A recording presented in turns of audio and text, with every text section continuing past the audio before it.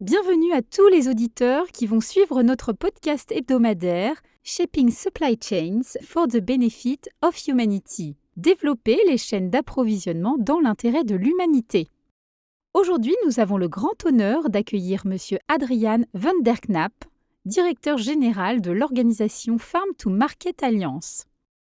Je suis impatiente de discuter avec lui de la manière dont les efforts déployés en matière de localisation peuvent nous aider à relever les défis actuels que nous impose la Covid-19 et à ouvrir la voie au développement durable à long terme. Adriaan, soyez le bienvenu. Merci de m'avoir invité, Grace. Formidable podcast, au fait. Merci beaucoup. Avant de commencer à parler de l'organisation Farm to Market Alliance, pouvez-vous nous expliquer ce qu'est la localisation ? Bien sûr, il n'existe pas de définition unique de la localisation, mais nous pouvons nous référer au Grand Bargain, un accord de 2016 conclu entre certains des plus grands donateurs et agences humanitaires. Dans ce document, sous la rubrique « More Support and Finding Tools for Local and National Responders », davantage de soutien et d'outils de financement pour les intervenants locaux et nationaux, les signataires ont convenu de faire de l'action humanitaire, dans le respect de ces principes, une action aussi locale que possible et aussi internationale que nécessaire. J'aime l'idée d'une intervention aussi locale que possible et aussi internationale que nécessaire. Cela ne veut pas dire que les acteurs internationaux sont moins importants. L'engagement pris dans le Grand Bargain va de pair avec la reconnaissance de leur rôle, en particulier dans les situations de conflit armé. Est-ce là la définition acceptée de la localisation ? Eh bien, d'autres acteurs ont leurs propres interprétations et objectifs en matière de localisation. Par exemple, dans le Pacifique, les gouvernements, les sociétés nationales et les ONG locales et nationales définissent la localisation de la façon suivante. Pour eux, il s'agit d'un processus de reconnaissance, de respect et de renforcement de l'indépendance du leadership et de la prise de décision des acteurs nationaux de l'action humanitaire, afin de mieux répondre aux besoins des populations touchées. De ce fait, la localisation est-elle très axée sur l'action locale ou pourrait-on trouver un équilibre entre l'action locale et l'action internationale ? Excellente question. Elle repose sur le principe de la complémentarité, c'est-à-dire sur l'équilibre entre l'aspect local et l'aspect international, car cela permet de maximiser les avantages comparatifs de chacun des deux aspects. Alors, parlons-en en termes pratiques. Si une catastrophe se produit, dans quel domaine peut-on observer les avantages de la localisation ? Cela est le plus évident dans le lien entre la préparation et l'intervention d'urgence. Si le travail de préparation a été effectué correctement, et si la capacité des acteurs locaux a été suffisamment renforcée avant que la catastrophe ne se produise, ces acteurs peuvent généralement réagir beaucoup plus rapidement, car ils sont proches de la population touchée. De plus, les acteurs locaux disposent souvent d'un accès qu'aucun acteur international ne peut obtenir. Je suppose également que les acteurs locaux devraient naturellement bien comprendre les circonstances, la politique et la culture. Cela doit constituer un énorme avantage, en particulier dans les situations d'urgence complexes. Absolument. Mais puisque vous soulevez la question de l'aide en cas de catastrophe, j'aimerais souligner clairement que la distinction que l'on fait entre l'aide humanitaire et le développement est très exagérée. Donc quand les gens parlent de localisation, leur dites-vous qu'il n'est pas vraiment nécessaire de faire de distinction ? Exactement. L'équipe d'un programme d'aide humanitaire devrait toujours, dès le début, établir un lien et indiquer la chose suivante. Nous venons ici pour aider les gens après la catastrophe, que celle-ci soit due à des inondations ou à un tremblement de terre. Mais de quelle façon allons-nous nous retirer ? Quelle est notre stratégie de sortie ? Et quelle est notre stratégie à long terme ?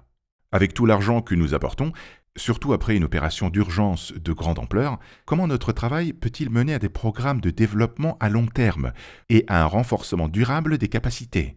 Cela semble être une bonne stratégie de cohésion. Oui, mais malheureusement, nous ne le faisons pas assez. En ce qui concerne le développement, nous ne considérons pas suffisamment l'aspect humanitaire. Par exemple, nous devrions savoir comment combiner au mieux la préparation et la résilience. Les équipes chargées de gérer les situations d'urgence doivent collaborer avec celles chargées d'assurer le développement. Et nous ne pouvons absolument pas mener des actions de développement sans prendre en compte les répercussions d'une situation d'urgence future. Lorsqu'une situation d'urgence survient, nous ne pouvons pas faire nos valises et dire « il y a une situation d'urgence maintenant, alors arrêtons notre travail de développement et revenons dans 2 ans ». Nous devons mener de front la gestion de la situation d'urgence et le développement, et maintenir un continuum afin que les initiatives ne tournent pas court. Il semble que le fait d'avoir une stratégie cohérente déterminerait réellement l'efficacité de votre travail. Parlons maintenant de l'organisation Farm to Market Alliance, connue sous le nom de FTMA. Pour donner aux auditeurs de ce podcast un peu de contexte, il s'agit d'une entreprise commune d'organisation des secteurs publics et privés. Du côté privé, on trouve Rabobank, Bayer, Syngenta et Yara, une grande entreprise spécialisée dans les engrais en Norvège. Du côté public, on trouve le Programme alimentaire mondial et l'Alliance pour une révolution verte en Afrique, AGRA en abrégé en anglais. Dites-moi, Adriane, où la FTMA entre-t-elle en jeu ? Laissez-moi deviner. Dans un contexte d'aide humanitaire comme dans un contexte de développement ? Bravo Grace. Les organisations membres que vous avez mentionnées visent à assurer une alimentation durable, en renforçant les marchés alimentaires locaux et les chaînes de valeur, afin de donner aux exploitants agricoles les moyens d'accroître leur rendement, leur revenu et leur résilience, et en fin de compte, afin d'améliorer la sécurité alimentaire à grande échelle. Il semble que l'investissement dans les infrastructures soit important dans ce domaine. Qu'en est-il des politiques ? Ont-elles aussi un rôle à jouer ? Ces deux éléments sont nécessaires pour soutenir les efforts déployés par la FTMA, dans le but de créer un environnement commercial inclusif tout au long de ces chaînes de valeur des produits alimentaires. Notre mission consiste à faire en sorte que les marchés fonctionnent mieux pour les petits exploitants agricoles, afin qu'ils disposent d'un surplus pouvant être écoulé sur les marchés ou d'un éventuel excédent.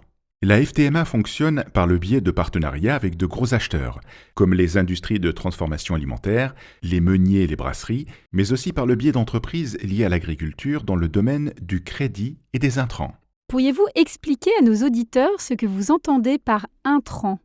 Des semences, des engrais, ce genre de choses ? Oui, c'est exact. Mais aussi les services de logistique et de mécanisation. Au cœur de notre alliance se trouve le centre de service aux exploitants agricoles, qui leur fournit des conseils en cas de besoin. Il permet de conclure des accords avec des négociants et des revendeurs, ou d'acheter les bons intrants. Le centre de service est là pour soutenir les exploitants agricoles, mais ceux-ci sont rémunérés via un système commercial par le biais de la commission qu'ils versent.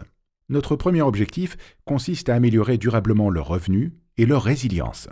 Le second consiste à développer la viabilité économique de toutes les parties prenantes de la chaîne de valeur des produits alimentaires. Et cela peut concerner nos membres, mais aussi d'autres entreprises liées à l'agriculture. Pour moi, cela ressemble à une initiative qui s'inspire du concept de localisation et de développement durable dont tout le monde parle depuis le sommet humanitaire mondial de 2016. Oh, vous étiez là aussi. Nous avons dû nous manquer. Je suis désolé. Pas de problème, nous nous retrouverons autour d'un café lors du prochain événement. De nombreuses conversations ont eu lieu et se sont poursuivies depuis lors sur la localisation et le développement durable. Mais pour être honnête, nous n'entendons pas beaucoup parler du type de projet que vous avez mentionné. S'agit-il de projets tellement locaux qu'ils sont difficiles à trouver, ou bien est-ce parce que peu de choses se passent dans ce domaine ? Je ne prétends pas avoir la science infuse sur ce qui s'est passé en termes de localisation depuis ce sommet à Istanbul. Mais dans la plupart des choses que j'ai entendues ou lues, les discussions semblent surtout porter sur le financement. Doit-il être versé à une organisation internationale ou par son intermédiaire ? Ou doit-il l'être directement à une organisation locale ? À mon avis, la localisation n'est pas une question de financement, mais cela porte plutôt sur les actions qui changent la manière dont nous assurons l'aide au développement et l'aide humanitaire. Pouvez-vous nous donner l'exemple d'une façon dont cela fait la différence ? Bien sûr. Lors d'une crise majeure, nous distribuons de la nourriture, comme au Soudan du Sud ou à Kakuma, au Kenya.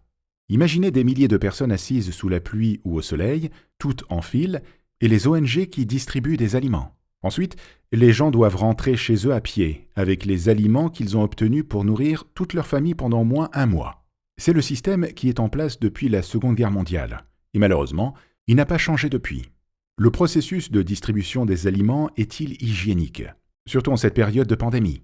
Prend-il en considération la sécurité des femmes qui doivent souvent parcourir 5 km ou plus pour rentrer chez elles ou rejoindre le camp où elles vivent à pied ? La nourriture sera-t-elle conservée correctement dans les foyers pendant 1 mois entier ? Comment les entreprises locales bénéficient-elles de cette façon d'apporter de l'aide ? Pour moi, cela n'a rien à voir avec la localisation. Beaucoup de questions à se poser. Le dilemme pourrait-il se résumer ainsi ? Quel changement systémique apporterait des solutions meilleures et plus durables aux besoins de la population locale ? Absolument. Prenons le Kenya comme autre exemple. Le Programme alimentaire mondial a déjà commencé à s'investir il y a des années en proposant un programme visant à renforcer les capacités du gouvernement national à apporter de l'aide pour toutes sortes de catastrophes. En passant le relais, vous avez automatiquement un effet de localisation, car il relève désormais de la responsabilité du gouvernement du Kenya ou des comtés du pays. Nous devrions nous montrer beaucoup plus incisifs en disant au gouvernement « Vous devez prendre vos responsabilités. Si vous ne le pouvez vraiment pas, vous pouvez bien sûr venir nous voir et nous demander de vous aider à résoudre ces problèmes. Mais les gouvernements locaux et nationaux sont les premiers responsables. Et je pense que nous n'insistons pas assez sur ce point. Je considère le Kenya comme un bon exemple de réussite. L'Éthiopie en parle souvent. Mais je vois quand même que les organisations internationales jouent des rôles majeurs là où le besoin d'aide humanitaire est relativement localisé. Donc, si nous faisons pression pour déléguer davantage les responsabilités au gouvernement des comtés ou aux gouvernements nationaux, il s'agit alors de localisation. Parlons des défis énormes que pose la Covid-19 au secteur humanitaire dans son ensemble. Nombreux sont ceux qui pensent que la pandémie met en évidence un grand nombre de problèmes et faiblesses dans les systèmes humanitaires et de développement. Dans quelle mesure des projets comme celui de la FTMA peuvent-ils offrir des solutions ? La Covid-19 a provoqué des perturbations importantes dans de nombreuses chaînes d'approvisionnement internationales. Cela constitue un problème majeur pour de nombreux pays d'Afrique de l'Est, car ils sont très dépendants des importations de denrées alimentaires.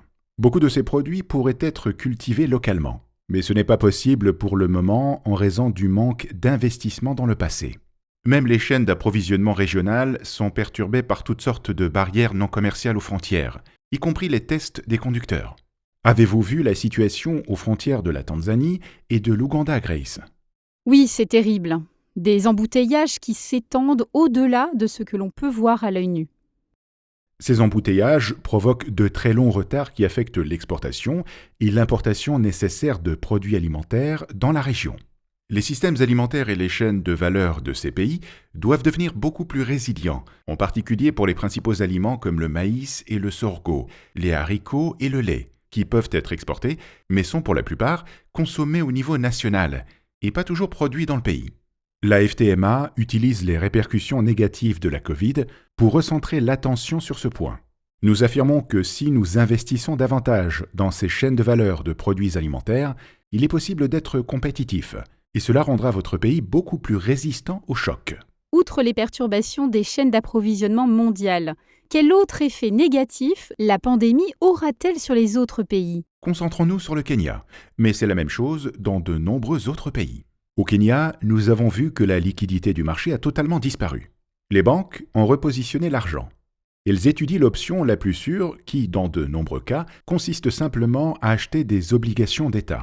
Ainsi, il était déjà difficile d'obtenir un crédit pour les petits exploitants agricoles et les entreprises liées à l'agriculture avant la pandémie.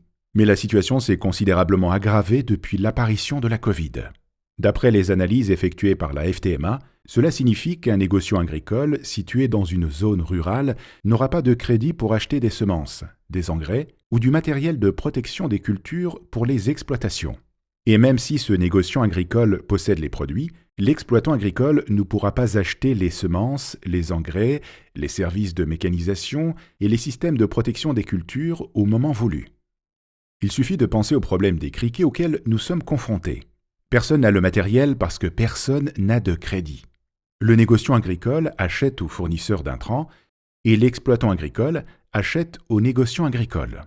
L'exploitant agricole achète des services de mécanisation. Très peu de ces services sont payés comptant. Un élément de crédit entre dans la plupart des transactions. Avec la disparition de tous les crédits, nous prévoyons une baisse de 40% de la production pour un petit exploitant agricole moyen. 40%? C'est une perte énorme. Oui, et si nous faisons quelques calculs, nous pouvons estimer à quel point l'écart sera plus grand pour les produits alimentaires essentiels dans un pays comme le Kenya, qui dépend fortement des importations de denrées alimentaires étrangères en période d'absence de pandémie. Nous pouvons supposer que 4 à 6 millions de personnes ont besoin d'aide, d'argent, d'une assistance alimentaire, etc.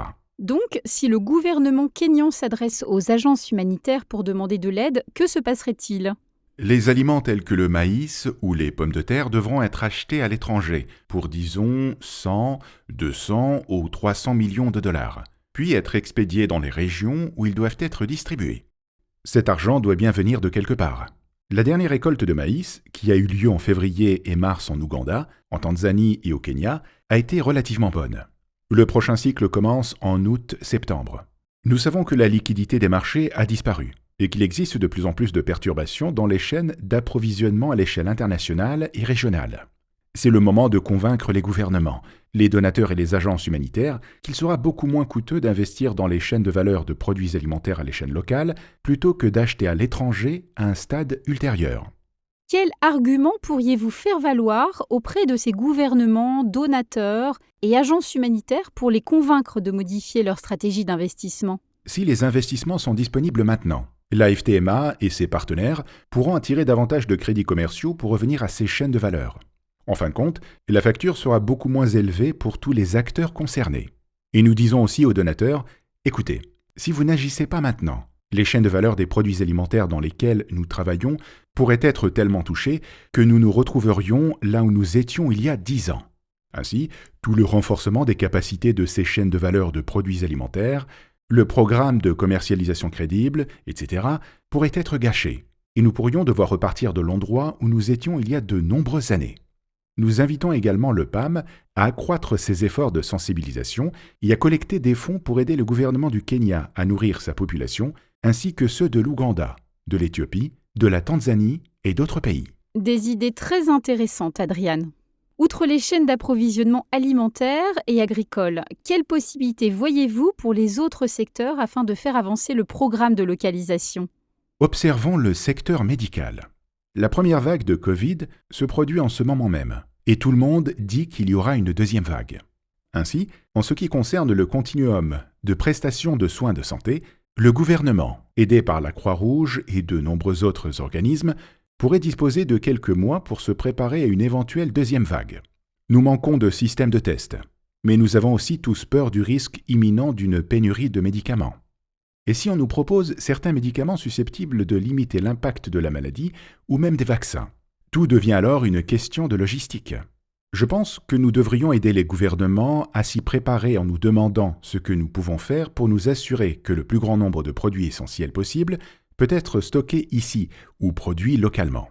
À mon sens, que ce soit sur le plan de la santé, de l'enseignement ou de l'alimentation, entre autres, nous devons utiliser les enseignements de l'ère Covid actuelle, qui ne sera probablement pas terminée d'ici septembre, pour apporter des changements aux différents systèmes d'aide et de développement et renforcer la résilience. Quelles sont certaines des mesures concrètes qui pourraient être prises pour introduire ce type de changement?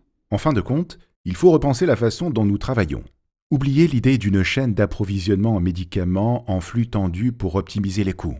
Cela n'arrivera pas. Même si vous avez l'argent pour acheter les médicaments dans des pays lointains, oubliez la possibilité de voir l'expédition arriver à temps, en raison de toutes les perturbations auxquelles nous sommes actuellement confrontés. Certains médicaments ne sont pas si difficiles à fabriquer.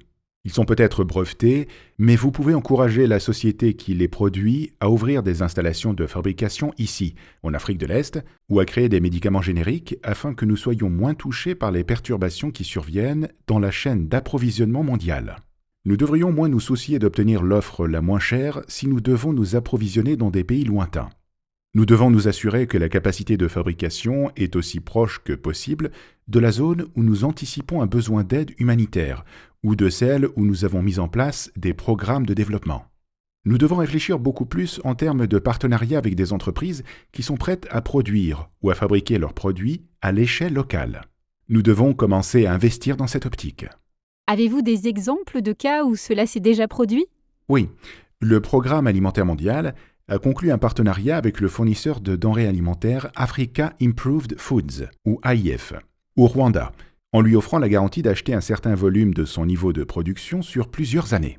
Cet investissement a considérablement renforcé AIF et porte aujourd'hui ses fruits. D'autres usines ferment dans certaines régions et les sources d'approvisionnement internationales sont interrompues par le système. Mais AIF est en mesure de fournir l'aide alimentaire d'urgence dans un délai très court. Nous devons suivre une approche similaire en ce qui concerne les bâches en plastique, les médicaments, l'enseignement, la formation, etc. Nous devons nous associer à des entreprises qui sont prêtes à investir. Nous devons par ailleurs leur fournir des engagements à plus long terme et ne pas leur demander de refaire des appels d'offres chaque année auprès d'autres entreprises concurrentes. Je me souviens que vous avez présenté l'exemple du partenariat d'AIF lors de la toute première formation sur la gestion de la chaîne d'approvisionnement dans le contexte humanitaire, qui était dédiée aux cadres et dispensée par HELP à la CUNE Logistics University. Les autres organisations internationales qui ont participé à cette formation étaient plutôt sceptiques quant à un tel partenariat entre une agence humanitaire et une société commerciale. Cela ne montre-t-il pas l'étroitesse d'esprit de nombreux intervenants humanitaires classiques qui empêchent de trouver des solutions innovantes ? Comment pouvons-nous changer cet état d'esprit ? Je pense qu'en raison de la contribution substantielle que nous avons apportée sur le plan humanitaire et du développement dans de nombreux pays, nous avons créé une énorme dépendance, et j'en suis également coupable. La seule façon de sortir de cette dépendance à moyen ou long terme est de créer des chaînes de valeur durables du point de vue commercial. On ne peut pas travailler avec les exploitants agricoles locaux tant qu'il y a des fonds disponibles, et puis trouver le moyen de passer rapidement le relais une fois qu'ils s'épuisent. Nous devons commencer par le plan de sortie et travailler à contre-courant. Dès le premier jour du projet, ce transfert doit être l'objectif à terme et être préparé. Et puis, quand le bon moment arrive, il faut que cela se produise. Des exemples de la mise en œuvre de cette approche stratégique et de son efficacité ? Oui, nous avons commencé il y a quelques années avec des salons et des formations pour les exploitants agricoles et les petites entreprises dans les zones rurales. Tous les fournisseurs sont venus au salon que nous avons organisé. Tous les partenaires étaient présents, qu'ils soient publics ou privés. Le secteur privé local a beaucoup apprécié et nous a demandé si nous allions reconduire l'initiative. Ce à quoi j'ai répondu « Eh bien, si cela vous plaît et que vous y voyez un effet positif, alors vous devez prendre le relais. Nous sommes prêts à vous aider pour l'organisation, mais nous n'allons plus investir dans cela. » C'est pourquoi ces salons et même les formations des exploitants agricoles et des petites entreprises liées à l'agriculture ont été repris par un certain nombre d'entreprises du secteur privé. Elles reconnaissent que si elles investissent dans les salons et dans la formation directe, elles obtiendront un retour sur leur investissement. C'était une discussion fascinante. Merci beaucoup, Adrian, de nous avoir apporté ces éclaircissements sur la localisation. Je vous remercie, Grace, de m'avoir donné l'occasion de partager des idées sur la manière dont les chaînes d'approvisionnement peuvent être améliorées.